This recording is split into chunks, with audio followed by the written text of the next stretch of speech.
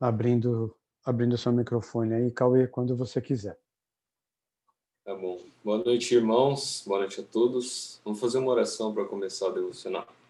Oremos. Senhor nosso Deus, nosso Pai, Todo-Poderoso, santificado seja o seu nome, Senhor. Te agradeço por mais um dia, Pai. Te agradeço por mais essa semana. Obrigado pela comunhão com os irmãos aqui, mais uma vez. Estamos todos bem, com saúde. O Senhor cuidou de nós, Pai. Não deixou faltar alimento. O Senhor nos deu conforto, nos abençoou. Nós te agradecemos, Pai. Que o Senhor continue nos protegendo, nos guiando, nos orientando. E é por isso que estamos aqui, para aprender mais a Tua Palavra e Te adorar. Que o Senhor aceite esse devocional, que seja do Teu agrado. Que o Senhor esteja conosco no restante dessa noite e no final de semana, Senhor. Esteja com todos que passam dificuldades, todos os pedidos de orações. E é no nome de Jesus Cristo, nosso Salvador, que eu peço, oro e agradeço. Amém. Amém.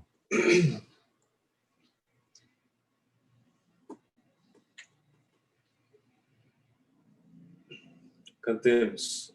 Eu quero ser, Senhor amado, como um vaso nas mãos do oleiro. Quebra minha vida, me faça de novo. Eu quero ser um vaso novo, como tu queres, Senhor amado. Tu és o oleiro e eu o vaso. Quebra minha vida, me faça de novo. Eu quero ser um vaso novo. Amém.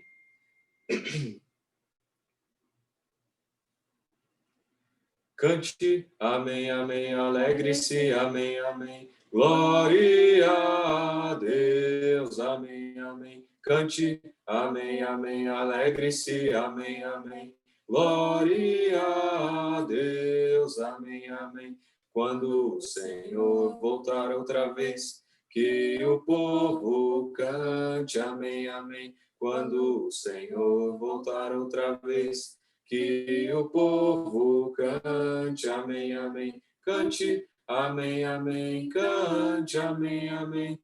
Que o povo cante, amém, amém. Cante, amém, amém. Cante, amém, amém.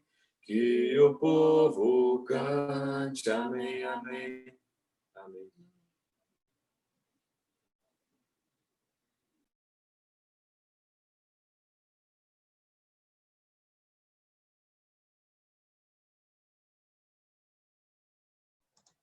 Jô, posso passar o vídeo? Você quer? Ok.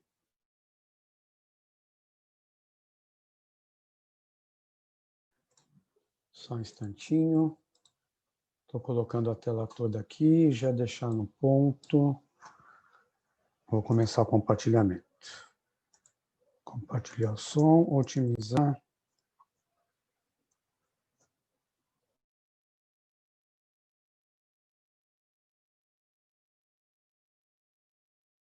Vamos fazer uma oração para que a gente possa começar o nosso estudo de hoje? Oremos. Desculpem, compartilhei a tela errada, me perdoem. Encerrar o compartilhamento. Eu peguei a tela errada para compartilhar. Esta aqui é a tela certa.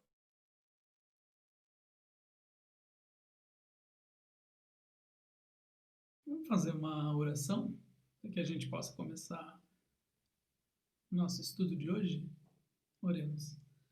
Senhor, nosso Deus e Pai, te agradecemos, ó Deus, pela oportunidade de estarmos unidos aqui para estudarmos a Tua palavra, estudarmos a tua mensagem, entendermos mais do que o Senhor tem para nos dizer, buscarmos ao Senhor, corrigir as nossas imperfeições, buscando o alvo que é o Senhor Jesus Cristo, e sermos perfeitos, maduros, para que possamos, ó Senhor, fazer o Teu papel de pregadores e que nós possamos trazer mais pessoas para o reino.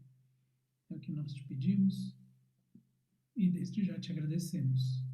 Em nome de Jesus. Amém. Bom, a passagem que nós vamos ler hoje, no nosso devocional, se encontra em Mateus, capítulo 18,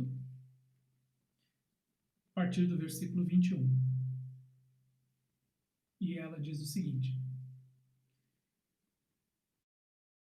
Mateus 18, a partir do versículo 21.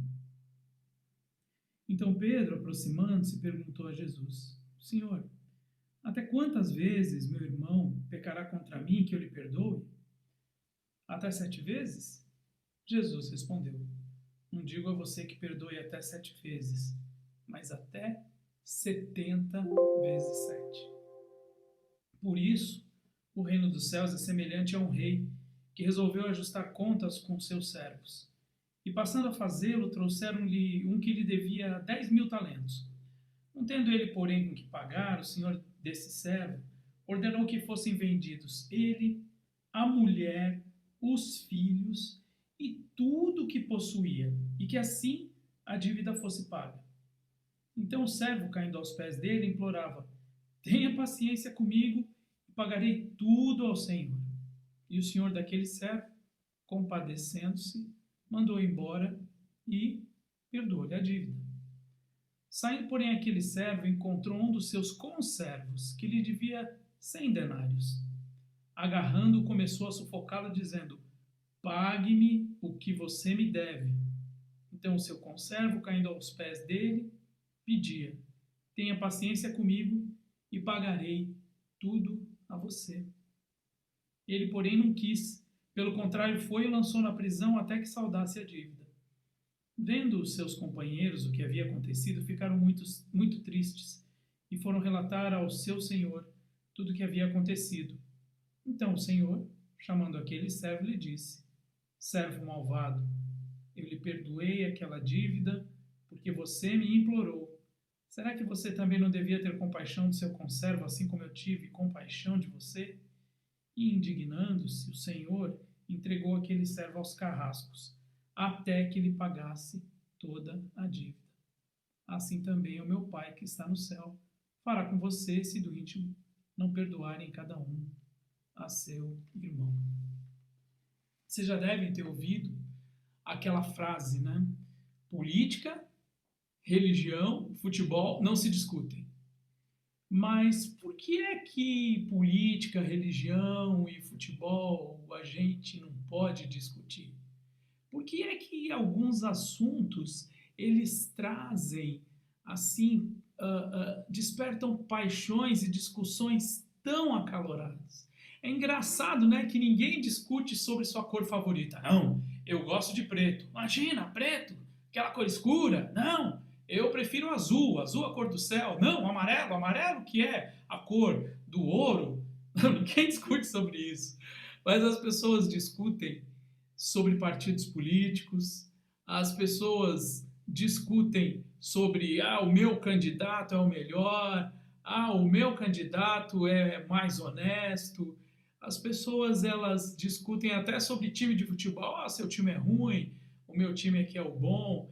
Então, assim, parece engraçado, mas esse ditado, política, religião e futebol não se discute, traz grandes verdades sobre nós mesmos, traz grandes verdades sobre como nós agimos em relação a alguns assuntos.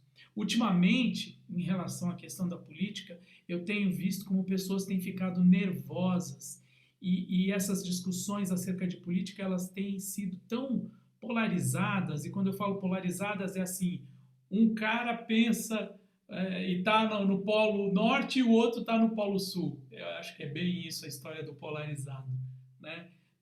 Estão em posições completamente opostas.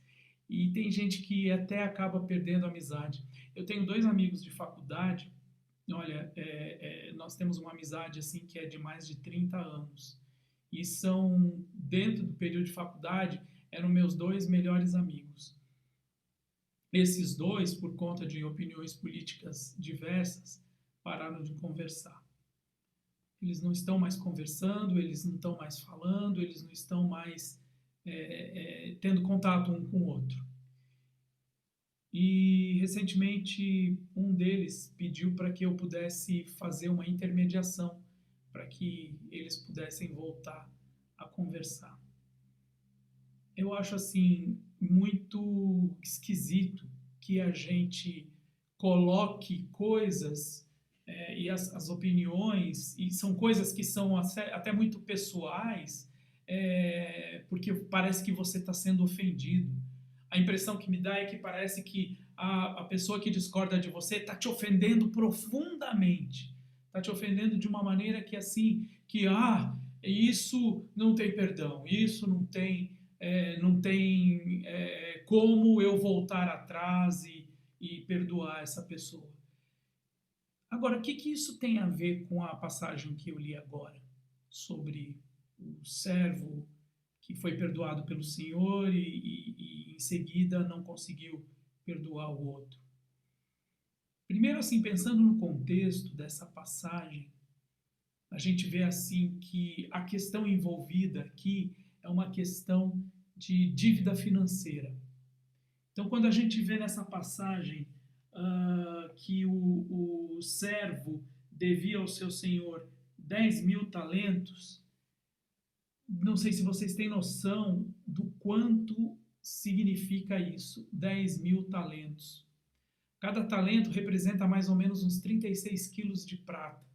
É um valor incalculável. 10.000 talentos seria assim coisa como 360 toneladas de prata, ou seja, é um valor absurdamente, ridiculamente alto e que não tem comparação. Não é nem o prêmio da Mega Sena hoje, o maior que seja, ele seria tão alto assim. E esse senhor, ele perdoou aquele servo por conta dessa dívida altíssima, porque senão ele não teria como pagar. O servo não teria como pagar. Ia ter que deixar a vida dele, deixar a vida da família na cadeia, todos eles na cadeia para poder resolver essa questão, né? Deixar a família presa. Eu penso assim que seria assim como se fosse assim, deixar como se fosse uma garantia para aquele senhor. Mas o Senhor, bondoso, ele perdoou aquela dívida. Em compensação, quando esse servo saiu, ele entrou em contato com um outro conservo, e a palavra conservo significa os dois estão na mesma posição. E aquele outro que o devia, ele devia sim um valor aproximado de 100 denários. Um denário era mais ou menos o valor de uma jornada de trabalho, ou seja, seria assim aproximadamente um pouquinho mais de 3 meses de salário de um trabalhador. Ou seja, um valor que não é tão grande assim, não é um valor tão absurdo. Mas ele disse assim: olha, você vai me pagar e eu exijo que você me pague tudo, que você me pague até o fim, porque você me deve. Agora, o que essa parábola do credor incompassivo tem a ver com essa situação que eu descrevi agora, de a gente não conseguir discutir questões políticas ou questões de religião, ou até mesmo assim, questões até com relação a time de futebol? Por que isso? Eu penso que naquele momento, aquele servo que estava cobrando o outro colega servo, ele, não por conta do valor financeiro, e eu estou aqui tentando entender o porquê que ele fez isso, porque na verdade aquilo lá não era uma situação em que ele estava devendo algo valor, como é que eu posso dizer assim, um valor muito grande, então, ou então ele era muito mesquinho. Não, não era isso. Eu acho que o negócio era o seguinte, assim, é meu. O dinheiro é meu. Você me deve, aquilo é meu. É meu e eu quero que você me pague. Puxa vida, eu fiquei pensando muito nessa situação. De que realmente, às vezes, aquilo que é nosso, aquilo que é meu, é tão caro a mim, é tão assim, é meu, eu quero, você tem que me dar de volta. E às vezes eu fico pensando se a gente não age dessa forma com relação às nossas convicções. Não por conta do dinheiro, mas por conta de, não, é o que eu acredito, é o que eu não abro mão. Assim como aquele servo não abria mão do valor de 3 meses de salário do outro, da mesma forma, a gente muitas vezes não abre mão das nossas convicções. E a gente perde a amizade, a gente perde o amigo, perde a pessoa, perde até às vezes a oportunidade de evangelizar. Eu fiquei pensando nisso, sabe? Puxa vida, que situação. Será que muitas vezes a gente não acaba agindo assim, fazendo isso, criando situações em que às vezes as nossas próprias opiniões são mais valiosas do que ganhar a vida de uma outra pessoa? E por conta disso, irmãos, é que eu fico realmente pensando nessa situação. Uma situação em que a gente pode abrir mão daquilo que a gente tem, daquilo que a gente possui, para ganhar a vida de uma outra pessoa. Pensa bem nisso. A sua vida vale mais do que 10.000 talentos de prata. Muito mais. Jesus comprou a sua vida por um valor altíssimo, que é justamente a vida dele. Ele ofereceu a vida dele em favor de nós. Ele perdoou com a vida dele esses 10.000 talentos de prata, se a gente for pensar, um valor absurdamente incalculável, altíssimo, esse valor altíssimo, ele fez com que nós pudéssemos ser comprados por esse preço, termos esse pagamento. Deus fez com que o Filho dele fosse o preço pago. E às vezes a gente, por mesquinharia, não consegue abrir mão das nossas convicções, das nossas opiniões, para ganhar a pessoa, para ganhar o irmão, para ganhar a irmã, para ganhar a pessoa que não conhece a Jesus Cristo. Então, pensa nisso. Será que, na verdade, aquilo que eu acredito, que eu creio, em relação a convicções banais, coisas que não valem nem um dia de trabalho, de jornada de trabalho, será que vale a pena? Não estou falando aqui das nossas convicções espirituais. Essas sim a gente precisa se agarrar. Eu estou falando das convicções mundanas, das coisas desse mundo. Opiniões em relação à política, opiniões em relação a assuntos que são desse mundo. Às vezes a gente briga, se separa, não conversa mais. Lá se foi a oportunidade de termos aquele amigo. Como Jesus diz, né? A gente, por meio das situações cotidianas, podemos fazer com que nós recebamos os amigos para que eles possam ser salvos também. Então, pensa bem nisso. Será que às vezes eu estou me aferroando, eu estou me prendendo a uma opinião que, no final das contas, o dia que eu for embora, não tem mais valor. O dia que o partido político se desfizer, não tem mais valor. O dia que o time de futebol perder, não tem mais valor. Pensa nisso. Pensa bem nisso. E realmente assim a gente possa entender que, na verdade, na nossa vida, nossas opiniões pessoais têm pouco valor. Mas o preço maior, que é Jesus Cristo, esse sim, tem que ser ofertado para todas as pessoas. Que Deus nos abençoe.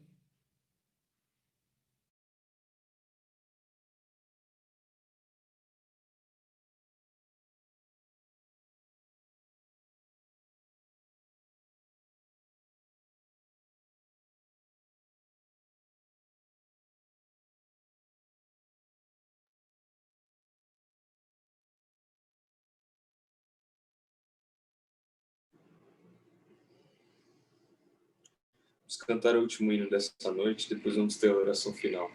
Cantemos. Eu invoco meu Senhor, digno é de ser louvado, serei salvo dos inimigos.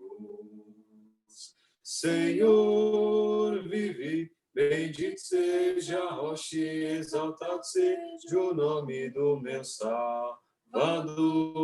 Senhor, vive, bendito seja a rocha, exaltado seja o nome do meu Salvador. Quem é Deus senão o Senhor? Quem é rocha senão o Deus? Reveste-me-á de força. Senhor, vive, bendito seja a rocha, exaltado seja o nome do meu Salvador. Senhor, vive, bendito seja a rocha, exaltado seja o nome do meu Salvador.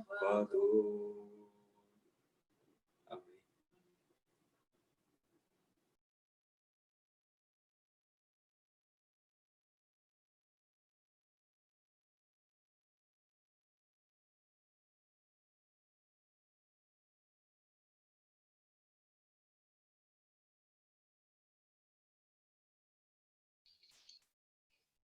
Vamos orar. Santo e eterno Deus, Pai amado, Pai querido, Senhor dos exércitos, toda honra e glória, Pai, seja dada a Ti. Nesse momento, Pai, nós queríamos agradecer pelo dia, pela chuva, pelo sol, por tudo que o Senhor tem ofertado a cada um de nós. Sabemos que nenhuma folha cai se não for pela vontade do Senhor. Obrigado, Pai, pela saúde dos nossos irmãos. Esteja abençoando cada pedido que são feitos na congregação e te agradecemos porque o Senhor tem feito o melhor para cada um de nós. Obrigado também, Senhor, pelas bênçãos que o Senhor tem derramado sobre a vida de cada um. Às vezes nós nem lembramos, mas todo dia o Senhor dá algo diferente e melhor para cada um de nós. Nós queríamos te pedir, Senhor, que o Senhor permanecesse com cada um de nós, com o seu Espírito Santo, guardando o nosso lar, abençoando a nossa casa, os nossos relacionamentos, sabendo e aprendendo a perdoar mais, Senhor, e ter liberado perdão também. Que o Senhor guarde a cada um. Obrigado pela tua palavra que foi ministrada pelo Jô, e que nós possamos verdadeiramente entender que nada desse mundo interessa, a nossa pátria é no céu, o nosso poder vem de Deus, porque é Ele quem põe rei, Senhor, que nós possamos fazer as coisas certas com o voto, que nós possamos também, Senhor, pedir para o Senhor que o Senhor esteja guardando os nossos governantes para que façam as coisas certas por todo esse nosso povo. Nós te louvamos, engrandecemos o teu santo nome, no nome poderoso de Cristo Jesus. Amém, Senhor.